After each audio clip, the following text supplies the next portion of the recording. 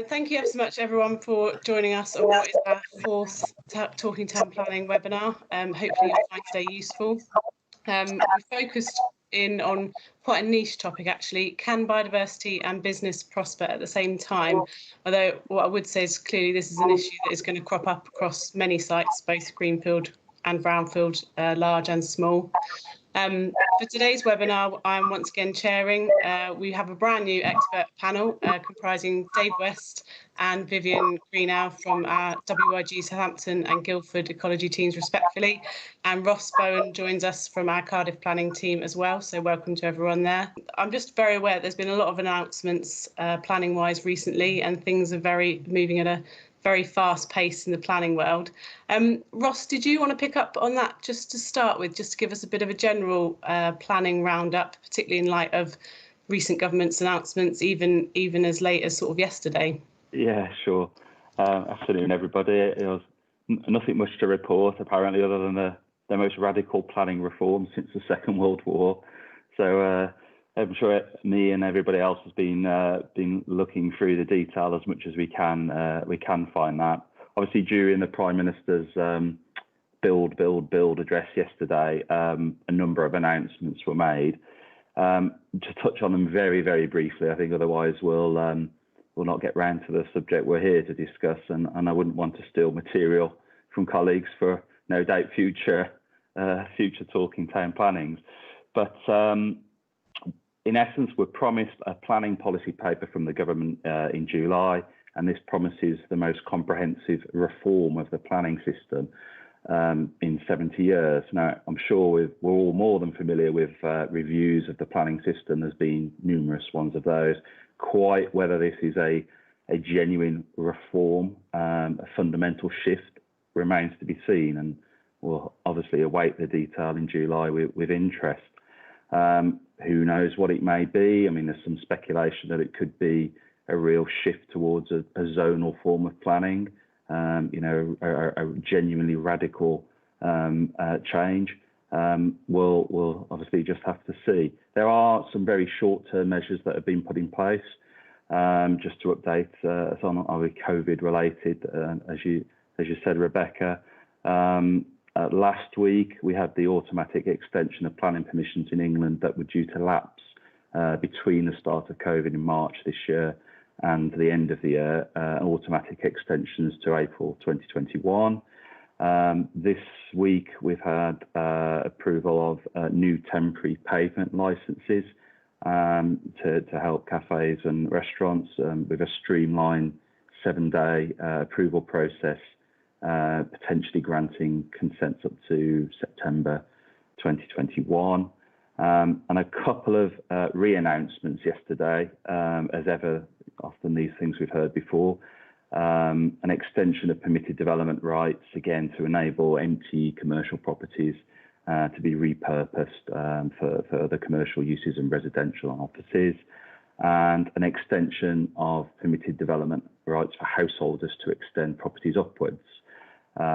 So that's, in short, I think, as much detail as we probably want to go into. And obviously, if anybody does have questions and queries, I'm sure if they email the Talking Town planning address, we'll follow those up.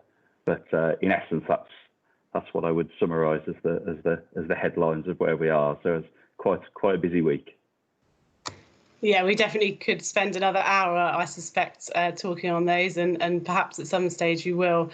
In our Wellington office, we've been working on quite a number of SIL deferrals as well, where the government's published a ministerial statement just basically saying, where there's grounds for it, please let developers, defer those payments for sort of 3-6 months at a time. Particularly where they've commenced development already. So that's another one to watch out for as well. It's not actually been legislated for, but they are planning to. So turning to our topic of the day, I think it's fair to say, certainly for me, I'm sure for a lot of other people, biodiversity net gain is a very new concept to all of us. I don't think it's actually been enacted yet, but we're very much looking at it on the horizon, and certainly we're getting requests from local planning authorities to look at it as well. It seems useful at this early stage just to pass over to David first, before any of the questions. Just to talk us through, Dave, the principles of Biodiversity Net Gain. What's it all about? What's changed? And importantly, how is Biodiversity Net Gain affecting ours and our clients' business? Thanks, Rebecca. So just briefly, the idea of Biodiversity Net Gain, as the name suggests, kind of the core principle is that development should leave biodiversity in a better state post-development than when it's been found. And basically what that means is it's a bit of a shift in the way we deal with biodiversity through planning, in that we're looking at all the impacts of development and then mitigating and indeed providing gains following those impacts, rather than just looking at significant impacts, which is effectively what our methodologies have been based on up until now. Part of the reason for that is to try and address a large-scale loss of biodiversity, which has been occurring over the years in the UK, whereas previously a development on a fairly ecologically poor greenfield site might not have provided any new habitat creation. It might not be a significant impact, but it still contributes to an overall loss of biodiversity. So that's one of the things that Biodiversity Net Gain is hoping to address. And the other thing to kind of help with that is it's introducing this metric-based approach to actually quantifying impacts on biodiversity, which is a very kind of large shift, and it's kind of been driven by the DEFRA's previous biodiversity offsetting metric. And that's quite useful in a way, because it allows us to be a lot more precise about impacts, and then quantifying the amount of habitat creation and measures that are required in order to achieve biodiversity net gain. And hopefully it will lead to a lot more consistency. Certainly won't initially, but in the long term, more consistency about how this is dealt with across different local authorities. So I'm right in thinking that you've essentially, rather than just the previous, protect and enhance through planning policies that you have to meet, you now have a scorecard, and you have to pass the test, so to speak. Yeah, effectively and this change was kind of in the offing from the update to the MPPF, because the previous MPPF was basically around no net loss of biodiversity, whereas now it asks for a net gain. And the number that's been bandied around, which is going to be kind of mandated by the Environment Bill, is a 10% gain in biodiversity, which is what we're going to be looking at. So just turning to get Viv's thoughts on this, actually. So the difference, I mean, that's the obvious question, isn't it? What's the difference between biodiversity net gain and offsetting? We've had a few questions that I've kind of bundled into one, really, on that, but around the same theme. Is it the numbers that's changed, or is it the whole approach? So I think I got what is the difference between offsetting and the net gain approach. The simple answer is that there is no difference. So offsetting is just part of the whole biodiversity net gain process. So ideally, within your development site, you want to try and achieve your net gain within your site, within your red line boundary. However, in certain scenarios, that won't be possible. So then you're looking to compensate for or make up your net gain off-site, whether that be in adjacent habitat or somewhere further afield in the local area. But really, offsetting, it's all part of the same process. Offsetting is part of the net gain process, and it's something that's been misunderstood in the previous months gone by. But it is the same. It is the same approach in effect. Thanks, Viv. And just turning back to Dave for a second, we have had a question in on when will biodiversity net gain actually become mandatory, which is probably an important one to put at the front. Yeah, so I suppose the first thing to say is that although the big headline 10% figure is not yet mandatory, net gain is a requirement of the MPPF, although it has the slight caveat, as it always does, of being kind of where possible. But there are a large number of local authorities that already have policies in place requiring biodiversity net gain, even before it's been kind of brought through by the government. So there are places where it is already a requirement. Dorset, for an example, down where we are, they have a specific kind of process for doing kind of biodiversity mitigation enhancement plans, which require you to demonstrate a net gain as part of that process. The main mandatory 10% net gain is going to be introduced as part of the Environment Bill. Currently, we're expecting that that's likely to be signed towards the end of this year. Obviously, it's been impacted by COVID as a lot of other things have, but it passed its first reading in the previous government with kind of no amendments or objections. It's been widely supported by all parties, and it's been reintroduced, and I think it's already had its first reading the second time round. So that's the kind of time frame that we're looking at. I'd be very surprised if it's not in place probably by early next year. Yeah, certainly. I think, I mean, I've got proposals just, sort of at the pre-app stage at the moment, just for a single house in Somerset West and Taunton's area, and we're already looking at that as part of the ecology work. Ross, I'll just bring you in here. What's been your sort of experience to date? Is this something that you're looking at with clients sort of through the pre-app process, or is it even impacting on your pending planning applications at the moment? It's beginning to, certainly. When we're looking at sites now, I think we're councils, even if they haven't formal policies in place, it's certainly on the agenda, and the general principle of seeking a net gain is certainly there with some of the schemes I'm working on, even if it's not mandatory, sort of the 10% requirement, or even sort of the detailed sort of metrics calculation. So it's certainly the principles there, and then it's on everyone's radar now. So even on those projects where it's perhaps a long way down the line, potentially on larger projects, I think something we're going to be saying over and over again today is get involved early engagement, get the ecologists in as soon as possible on particularly on large scale proposals. It's going to be critical, because this potentially is one of the next battlegrounds for viability, really, after affordable housing. So no one quite knows how it's all going to play out yet, but yeah, it's on the radar of authorities, on developers, on our radars, and obviously we're feeling our way into it a bit. But yeah, certainly it's a very real and growing requirement. So. Yeah, I always thought the next battleground after affordable housing was SIL, and it can't be as bad as that. Surely not. Just turning actually back to the sort of the mandatory requirements and the timescales, and that Julie has asked a really good question on our Teams chat facility. I said just press that speech bubble icon on our on your menu there if you haven't found it yet. And I'll throw this out to Dave if I can. Will there be a transitional period once the bill receives royal assent? Yeah, that's a good question. The short answer is we don't know, I'm afraid. The intention, certainly from the government consultation on Biodiversity Net Gain, is that there will be. And I think it's probably reasonable to expect that there will be a transition. Originally, they talked about a 2-year period. The grey area is that no one's yet seen any details as to what that transitional period would actually cover and how it would be implemented. As I mentioned, there's areas of the country where Biodiversity Net Gain is already required, so clearly a transitional period wouldn't necessarily apply there.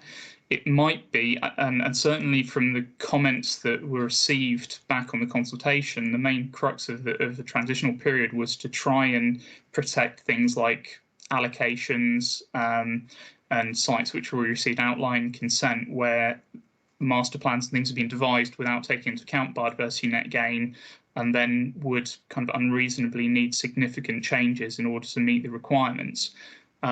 Just a quick point on, I suppose, the actual technical aspects of implementation. The way that the requirement will be mandated is through a new schedule in the Town and Country Planning Act that's going to effectively add a new condition on all permissions, which requires the submission of a strategy to be approved by a local planning authority that demonstrates how that 10% requirement will be met.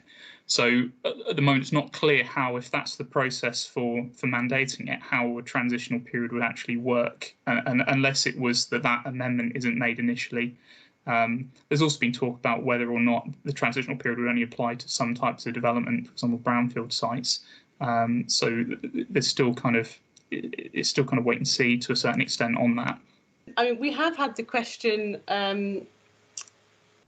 in terms of, what happens if Biodiversity Net Gain comes in just after submitting your planning application. Now, from what we've just been discussing, I mean, clearly, hopefully everybody's thinking about it now, or will be thinking about it now, so that once we're in a situation where it is mandated, it doesn't come as a big surprise. But I suppose with you saying, Dave, that, and Ross as well, that we've been, local authorities have already been sort of mooting this and asking for this and looking at the NPPF requirements to date.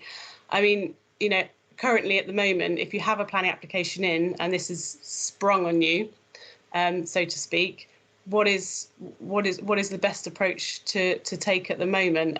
Can I throw that question out to Viv, if that's okay? So we're hoping, obviously, that we will get a more confirmed timescale as to when net gain will come in and be mandated. If the best advice I can give is that if you know that net gain is going to be made compulsory, within the next 3 months, and that coincides with the submission of your planning application, then really just to de-risk your application, you should do a net gain assessment when you submit, and then in that eventuality, if it hasn't quite come in yet, but it is imminent, then you've supplied all the required information that you have there. I think it would be quite unlikely for a planning application to be submitted and then it really to be, for the net gain requirement to be completely, not heard of. But yeah, best thing is to just keep consulting with your LPA, keep asking the question as to, what they require. I mean, we already have a really good idea throughout the UK about which local planning authorities are already asking for net gain assessments, and we're starting to see more and more LPAs sort of added to that list, and we're keeping a track. Our GIS team are making a map of the UK showing what local authorities already are asking and which ones sometimes do, sometimes don't, depending on the type of development. So yeah, obviously seek advice from your ecologist and consult with your LPA to try and avoid a unexpected net gain requirement being sprung on you. Yeah, absolutely. That's really interesting about the GIS team's work as well. And I suppose if you've got an application in already, it's just a case of getting that process done sort of ASAP, depending, I suppose, on the local authorities' policies and how much weight they have, because they can only really work off of their adopted policies at this stage. This is actually a question for me, to be fair, but I had heard rumours, groans, I think, from the other side of the office, that there is more than one calculator out and available at the moment. I'll go back to Dave on that one, actually. Dave, is there a particular metric calculator to use, or is it just, God forbid, whichever local authority you happen to get? Yeah, well, you're right, there are a few. There's two main ones, I would say. That there's the one that's been developed by Warwickshire, Coventry and Solihull Council, who were really the main pilot scheme for Biodiversity Net Gain. But there's a number of other ones, for example, the Environment Bank, Thames Valley Environmental Record Centre, other examples. However, we expect that once Biodiversity Net Gain becomes mandatory, that the standard metric to use will be the DEFRA 2.0 metric, which was released probably almost a year ago now, which is still kind of receiving updates. But I think unless you're in an area, for example, Warwickshire, where they do have their own system, I think authorities would expect that that's the metric to use. Certainly most of the time, although I will say we've got at least one project where we've ended up being asked to use 3 or 4 different metrics, where we've had local authority ecologists absolutely sure that we couldn't demonstrate net gain, and we've had to use 3 or 4 different metrics to prove them wrong. So very much work in progress, I think, is what we can potentially establish from that. It's normally more painful at the start, isn't it? We've had 2 questions on our team chats, which are kind of interlinked. We've talked a lot about the legislation and the process and the principles, and these are quite useful questions in terms of getting down to, I suppose, the nitty-gritty and what this physically means for development sites. So first of all, from Nick and our Southampton team, what kinds of enhancements and measures can generally count towards achieving net gain points? And likewise, Jonathan Morris has asked, do you have an example of the additional inputs that have become necessary to demonstrate the 10% gain for a development site? And obviously it will vary across. So to summarise those, what are we actually looking at in terms of, are we talking about an extra, having 50% of your developable area as woodland, or are we talking about off-site contributions, or how is that looking in terms of what's being delivered on site? Ross, you mentioned that you had some very early dealings with these types of sites recently. Is there any examples that you can give in terms of what you've been doing on your sites? Well, I think it's just worth emphasising the way that local authorities want this approached is that, first of all, it's mitigation and enhancement on site. So it's what can you actually do within the development site itself, and possibly then securing some compensatory habitat, and then potentially, if you can't do that, then off-site habitat creation. The schemes I've worked on to date, it's really been in terms of mitigation and enhancement on site. As I say, I don't think it's the examples I've worked on could be described as being a hugely robust application of biodiversity net gain, but what they've looked to do is certainly to gain some improvements in areas such as combining sustainable drainage, open space, and habitat creation. And I think this is something certainly we may well come on to think about, is how we can approach sites a bit more creatively than we have in the past, to think how certain areas can work together, such as drainage, habitat creation, open space, to not necessarily see biodiversity net gain as something that's going to eat up land to reduce development site area. So the ones I've been involved with, it's really on site sort of enhancement, really, and that's, as I say, in terms of the process that should be followed, that's the top priority, is to see what could be actually on site or just mitigation at source. Yeah, absolutely. I mean, the example that I just was talking about, actually just the one house, potentially could have been quite problematic, except that my client just happens to own land all around the development site as well. So that was quite useful in terms of providing space, and I believe we will be providing, there's a few options. We can protect and enhance some nearby ponds that he owns. We can effectively make either our red line or blue line bigger, to provide habitat just to the south of the site. I suppose the point I'm making is that it's good that we're looking at it early on to make sure that our site boundaries will be correct, that we're in control of the land that we need to be in control of. It would be a very different, well, not necessarily in that case, but because he does own all the land, but it could be a very different process if you've already got a planning application in and you have to either wholeheartedly change things or just be amending boundaries and areas of land to incorporate measures for biodiversity enhancement. I mean, coming back to you, Dave, what's been your experience on your sites? Has it fundamentally changed what you've been securing in terms of biodiversity enhancement measures, or is it much more of a subtlety? Yeah, I wouldn't say it's fundamental change, but there are some interesting things to bear in mind. I mean, well, the first thing is that probably the biggest impact on your biodiversity net gain requirement is the impacts. So it really does, this metric-based approach really does reinforce the need to avoid impacts where possible. It's considerably harder to achieve your net gain if you lose an area of high distinctiveness woodland, for example, than if your development is restricted to losing low quality amenity grassland. So it has a big impact on master planning.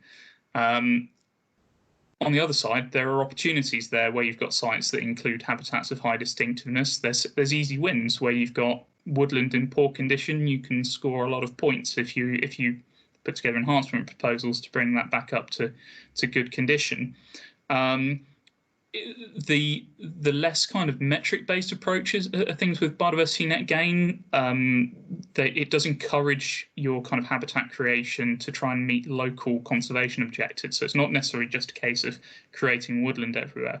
We've had conversations with Oxfordshire Council, for example, who don't really want to see a lot of woodland creation because there's already quite good woodland coverage in the county, and it's just not an objective for them. Similarly, we've had sites where we've been pushed back on in South Downs, for example, where again they don't want to see a lot of woodland planted because that's not the character of the area. The other thing just to bear in mind is that when we talk about habitat creation, when we fill out the metric, we have to allow for certain risk factors like the difficulty of achieving the condition we're aiming for and the time as well. So although woodland in itself scores quite well in the metric, once you take into account the fact that it's going to take 35, 40, 50 years for it to actually provide the biodiversity gains that we're looking for, it actually scores quite poorly in terms of the number of biodiversity units per hectare. So it's not always the kind of the best approach. So it does require a bit more thought now as to what's appropriate for the site and what's the best way to actually get the gains you need than maybe we might have taken before, where you just kind of do the standard, here's a wildflower meadow, that's a nice gain, let's plant an area of woodland. It does kind of focus things a bit more now. Yes, it seems really about getting in there. I feel like we might say this a few times, Dave, but getting in there very, very early, looking at it as a constraints and opportunities exercise rather than kind of as an add-on within an ecology assessment, you know, once you've got your layout fixed and that kind of thing. That's what it sort of feels. I don't know if you agree with that, Viv, or want to add anything to that at all?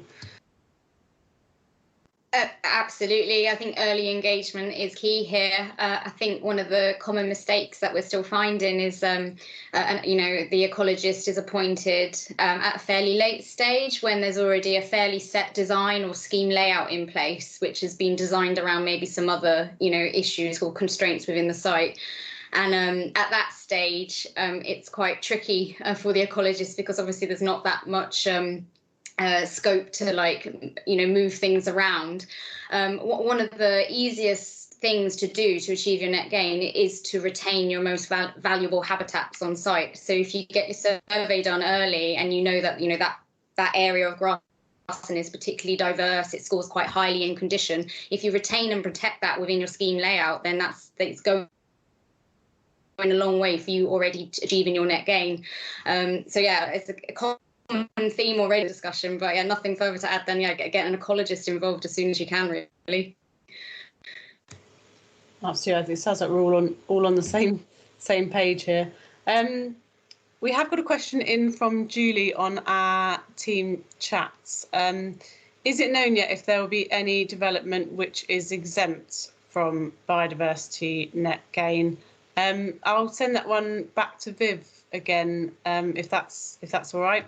The consultation which happened last year did make some reference to some types of development being exempt from net gain. The truth is we do not know what the exemptions will be. We just need to wait and see when we get some further clarification and when the bill has been ratified. But some will be exempt, but for the majority of the sites that we will work on a day-to-day basis, it will be mandatory. Yeah, absolutely. We've had a really interesting question on our emails actually about, two really interesting ones. I'll fire the first one off, which is if you've secured outline consent before the requirements come in and then you go in for a reserve matters application, after the requirements come in, would there then be an argument to say that you don't have to then look at the biodiversity net gain as part of the reserve matters? Dave, can I throw that one to you? Yeah, again, it's hard to be absolutely sure without seeing the kind of final wording of the bill, but the hope would be that you wouldn't have to do it in that case. I mean, we have a couple of examples, Viv and I, where we've worked on existing developments that have got outline consent, and then local authorities have come back and asked for biodiversity net gain at the reserve matter stage, and we've been able to make the argument to say that it's not a material consideration for the outline consent, therefore it's not something that they can go back and subsequently ask for.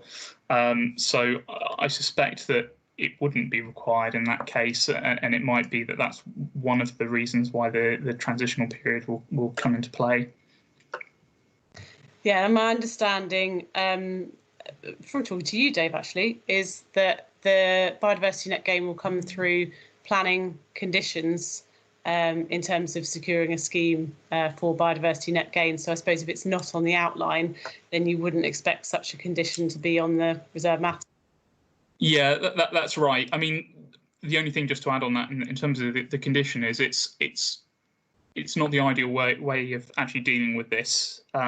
It's actually no good leaving it to the discharge condition stage, because it's really critical, as we've talked around a few times, it's really critical that this is taken into account at the master planning and layout stage. Really, it's no good kind of designing a scheme and getting a consent and then having to put together a package discharge conditions when it's not actually practical, unless you're going to rely on a huge amount of off-site kind of contributions.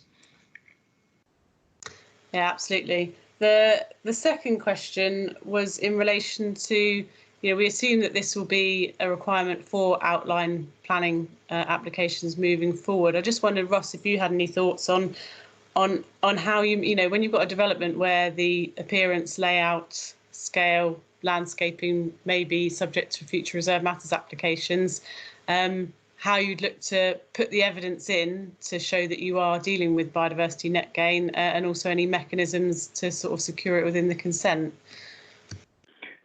Yeah, well, just to touch upon what's been said previously, I mean, I certainly would be arguing as a planning consultant, I think the principal stage is outline, and I think once we've gone past that, I would certainly be arguing it's too late in the day really to be seeking to claw back ground on matters such as that, as we would with other points of principle for outline planning consent. So yeah, I guess remains to be seen how exactly it plans out in relation to reserve matters. I mean, some of the principles, I'm sure we, as we should be doing anyway, we'll probably try and improve our schemes and our applications as we go through as much as we can. But obviously, if it bites on the viability points, then that's really where certainly a lot of my clients are concerned about, and how the authorities will weigh up those competing interests, as they have to do at the moment, in terms of there's only so much money to support schemes. And one point is remains to be seen is really, where does biodiversity net gain stand in the order of the wish list of local authorities when things do have to drop out. There is something else I'd just like to throw in, actually, on whilst this is all focused on development management stage, it will be interesting to see how biodiversity net gain sort of starts coming into plan making as well, and whether allocations are required to before they even get past the first post, really. Can they show a realistic prospect of being able to achieve a 10% net gain, as David has been said, on the master planning approach? So I do think that's something to watch out for, as well as to how this will affect the plan preparation.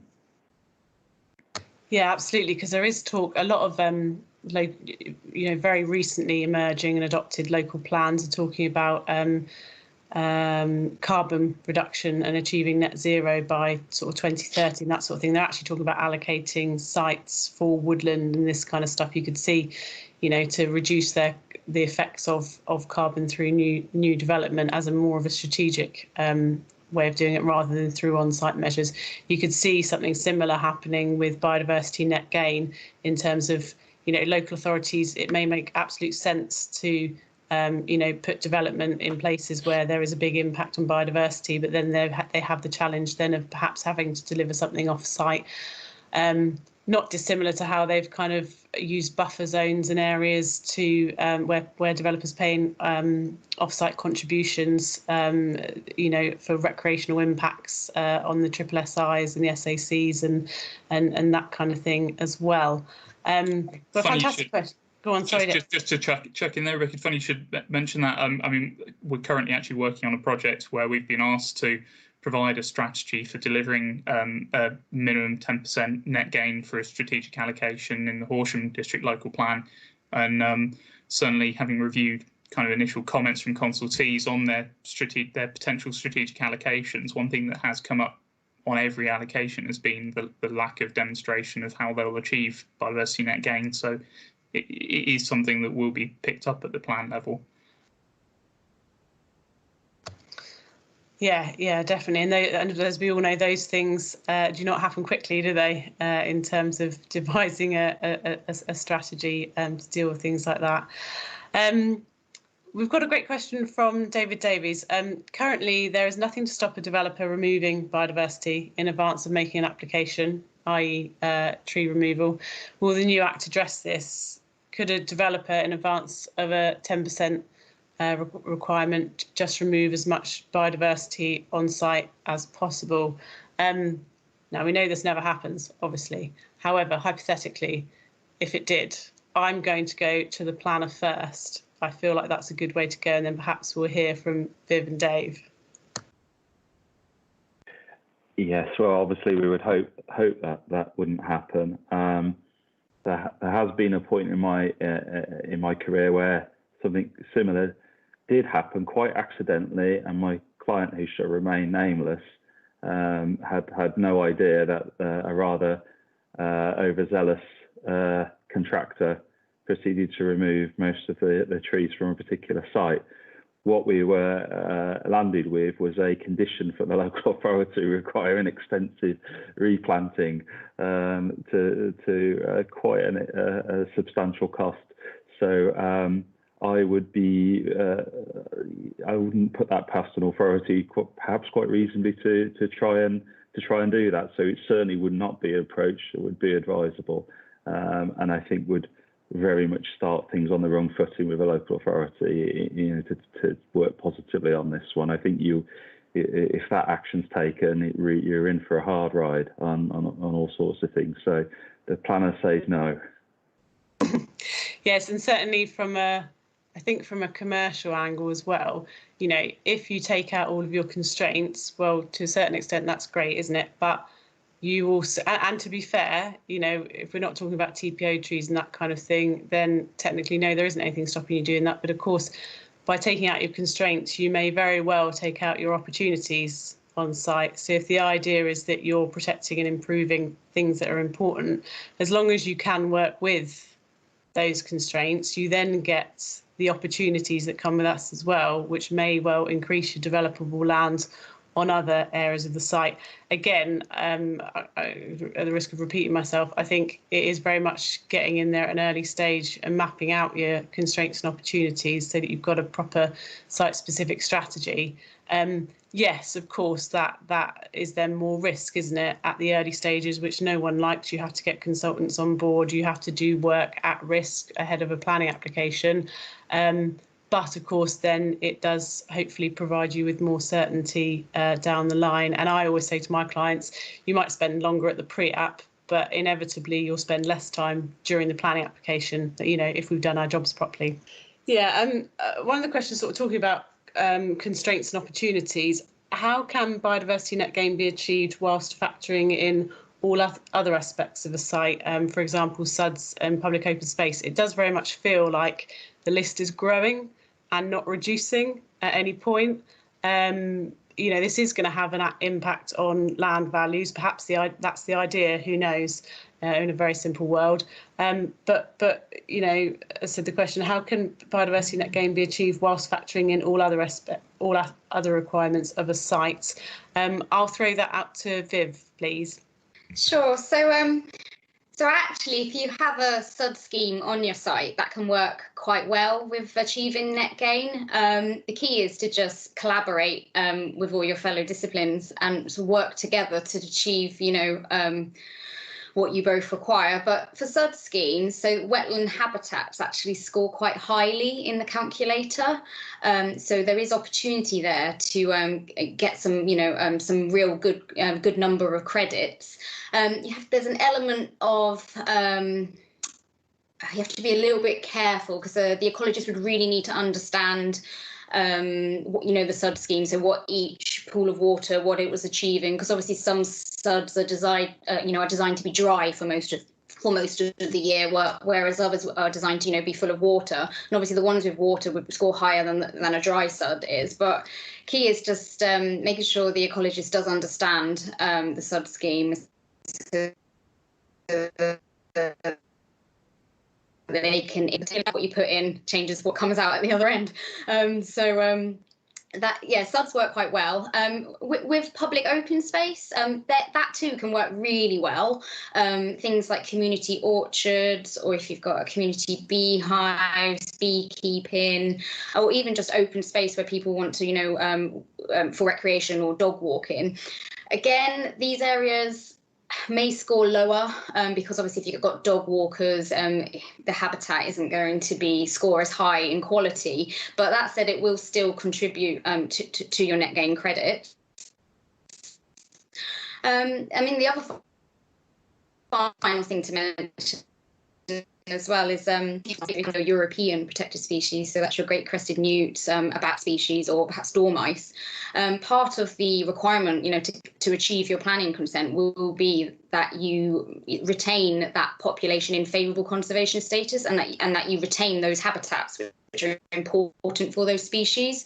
So this ties in quite well with net gain, because if you're keeping habitat for great crested newt and dormice either adjacent or on your site, then it's likely that you can score quite highly with credits going forward, and you'd have to keep it anyway, regardless of whether or not you'd be doing net gain to satisfy, you know, European legislation and also our planning policy in the UK. So it is achievable. So for your larger sites, I would say it's easier to achieve, but that said, it is achievable for smaller sites as well. It just takes a bit of collaborating. And again, I'm going to go back to the common theme today: early stage, early onset. Thanks, Viv. And actually, your comments tie nicely with our next question, which is a nice simple one, which I like. My site is small and constrained. How do I achieve net gain? Dave, your thoughts? Well, kind of as Viv said, the first thing is to try and achieve as much as possible with kind of multifunctional spaces. Ultimately, there will be sites where it's just not possible, particularly infill sites, kind of those small schemes where you might be losing one dwelling and sticking 4 in place of them.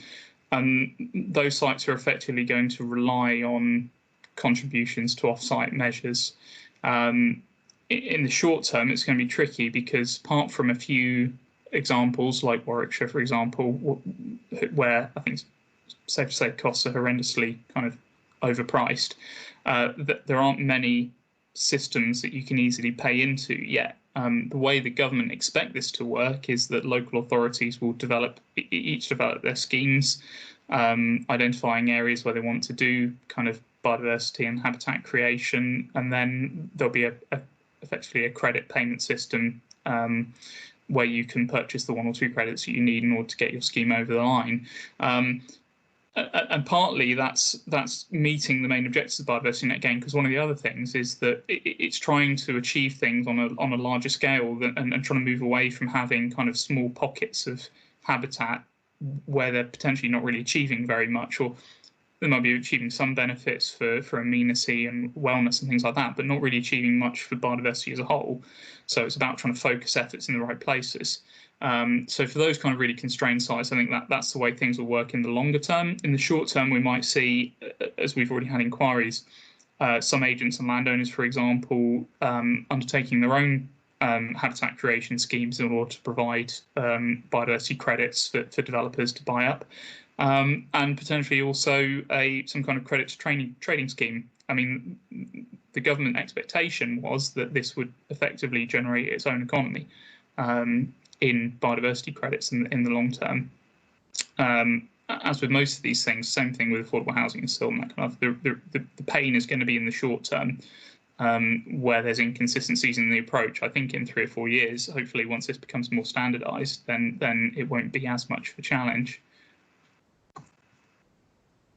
Yeah, it very much feels like it is a new process that, as with all new processes, there will be some teething issues and some inconsistencies until it sort of becomes fairly mainstream. Just to pick up on the comments in the Teams chats, thank you everyone for all of your comments today. It's really great. As I said, my personal view is that the team chats is one of the most important elements, because it should be a group conversation really, rather than just us talking at you.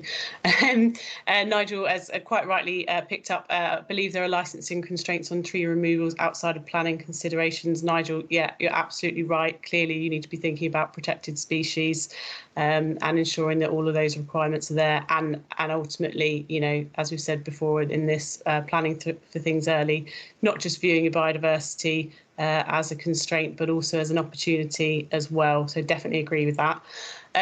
Bruno Moore has asked a very good question, actually. Not sure who have the answer or not, but let's give it a shot. The Environment Bill uses the same definition of development as the Town and Country Planning Act. Does this mean that Biodiversity Net Gain will relate to everything that requires planning permission? For example, shop fronts. What a good question. I'm gonna throw that to Dave, if that's okay. Yeah, it's a really good question. I think this is where we will expect to see some of the exemptions come into play. So this type of application, householder applications, that kind of thing, although as I said before, it's tricky because we haven't seen that full list as to what will be included. But hopefully there will be kind of some of the obvious things, like that example there, shop fronts will be on that list of things which aren't required to demonstrate biodiversity net gain. The other thing is we expect that there will be some kind of simplified system as well. Not to deviate too much, but I was involved with some of the guidance for BREEAM 2018, and one of the things that was introduced there was effectively two different pathways for sites where you've got negligible impacts to make it much easier and cheaper to calculate your gains, as opposed to sites where you do need like detailed input from an ecologist. And the expectation is that there would be a similar approach to net gain. So for single dwelling applications, there might be a simplified process, household applications, that kind of thing. And I'm conscious we're running out of time. I don't want to do your job for you, Rebecca, but I've just seen Sarah's question there: removal of invasive non-native species. That's the kind of thing that would help contribute to a net gain. Yeah, particularly if it can be done in areas of retained habitat, so where you've got maybe an on-site woodland that's full of Japanese knotweed. Absolutely, taking that out would contribute to a gain. I reckon we can squeeze one more in, just about the process. Someone's asked the question: how long does biodiversity net gain take? What is the process? Does it go in with your ecology appraisal, or is it a separate process? Yeah, I think what Viv's trying to get at there is one of the main things we need to do is called a condition assessment. So normally with a phase 1 habitat survey, you would just be identifying the habitats that are present on site. The extra step that we need to undertake for biodiversity net gain is actually assess whether those are in poor, moderate or good condition, because that then goes into determining what value those have in terms of biodiversity units. So our recommendation, certainly now that this is becoming a requirement for a lot of authorities, is to try and do that in one hit, trying to avoid the costs of carrying out additional site visits when we can get all that information in one go. The metric kind of side of it itself, the additional piece of work, it's probably comparable in time to an ecological appraisal. There is quite a lot of work that goes into the interpretation and the justifications. And the biggest issue we've come across for doing net gains is incremental changes to layouts and things like that, because any changes, whether it's to your proposed landscaping or even changes in plot layouts and things like that, impact on the numbers that are going into the metric and require everything to be rerun. So the best way we found to do it is to be doing a fairly high level assessment at the early stages of a project, so that you can have some reassurance that you're going to be able to achieve that level of net gain, and then to do a final assessment once you've got a design freeze, so that we avoid having to do kind of too many different iterations and avoid all those abortive costs.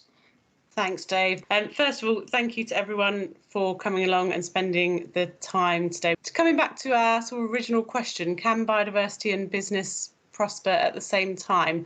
I'm going to summarise our discussions with a yes, although I'm going to say once again, it sounds to me like it needs very early planning. It needs to be done as part of the opportunities and constraints planning, as well as even at the site agreeing the site option stage as well, to make sure that you have the land to be able to do it, and really to capitalise on any opportunities that are going to score you those credits.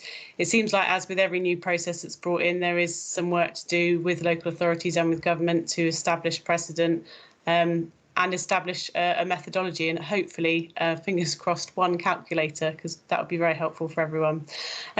As I said at the start, this session has been recorded. We intend to share it via LinkedIn, and please ask for any copies that you might want from talkingtownplanning@wig.com, or pick it up on one of our LinkedIn accounts.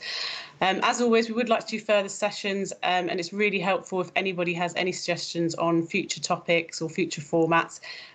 Stick it on the Teams Messenger if the idea crops up to you right now, or post it on one of our LinkedIn accounts, or of course use our Talking Town Planning email address. As always, part of the reason for these sessions is so that we're still communicating with our clients. WIG is very much open for business. And we're looking at obviously everything that's going on with COVID, but I think what we're also trying to do as well is look to the future and what that's going to look like, and making sure that we're taking a proactive approach. So hopefully that's really helpful to everybody now, and quite convenient actually through a webinar when the technology works. Please feel free to contact any of our team, either directly or through the Talking Town Planning @wig.com email address. And hopefully we'll hear from you all soon, and I hope this is really useful for you today. Thanks very much.